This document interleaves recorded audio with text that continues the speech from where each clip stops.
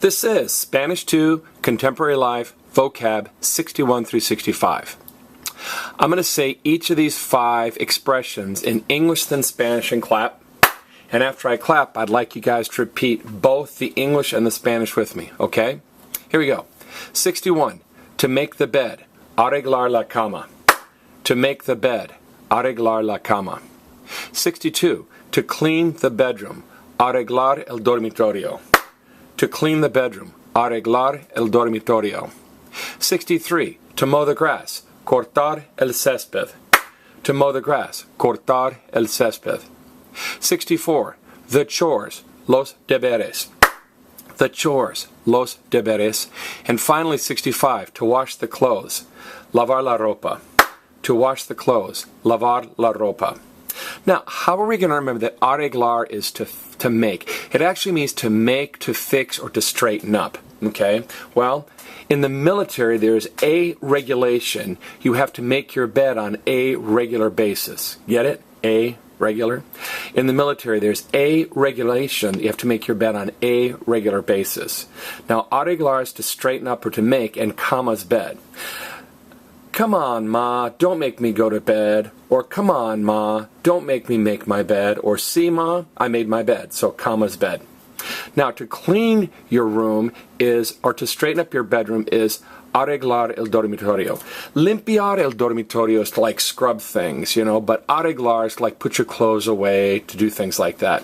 And again, in the military, there's a regulation. You need to clean your room on a regular basis. Now, you could say dormitorio, which looks like the word dorm. In America here, a dorm is where college students sleep at night.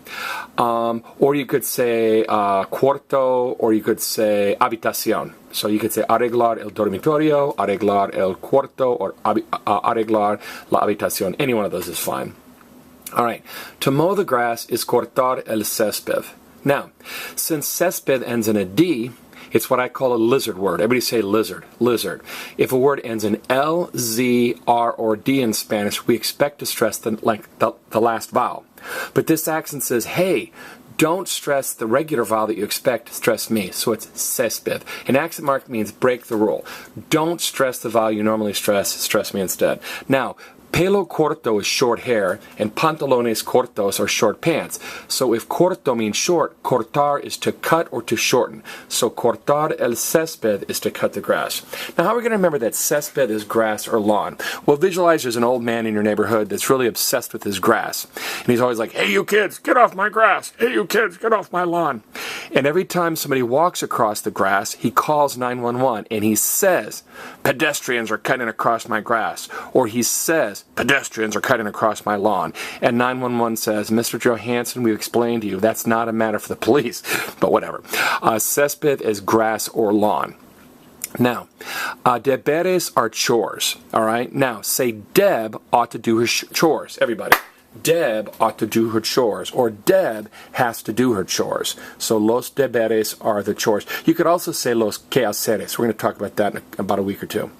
Now, to wash the clothes is lavar la ropa. Now, lavar is to wash. We've talked about in England, they talk about the lavatory, which is where you go to wash up. So if lavar is to wash, lavar la ropa is to wash clothes. Now, you wouldn't want your clothing made out of rope. Be careful. Everybody say ropa. Ropa.